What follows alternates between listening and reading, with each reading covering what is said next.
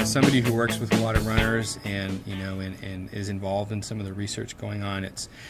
that's one of the first questions that so many patients ask. And a lot of times it may be that they've got an injury and they think that that's the solution as far as, well, I'm going to change my shoes to get better,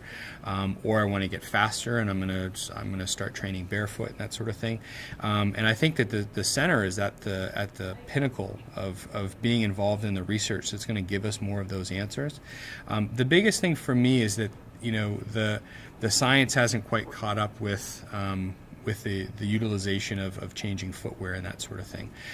There's people out there that have mechanics and mobility and that sort of thing that require more stability from a shoe. And there's people that don't,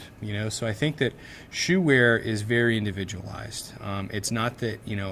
not that everybody needs a big clunky motion control shoe, but at the same time, I don't think it's wise for everybody to be running barefoot either. I think there's people that are better equipped mechanically with their anatomy, with their collagen type, with their structure, with their strength and that sort of thing, to be more successful with minimalist shoes or barefoot running. But I think that the better clinicians are looking at the individual as a whole and then having that discussion and giving them some recommendations, which is a big part of what we do here at the center,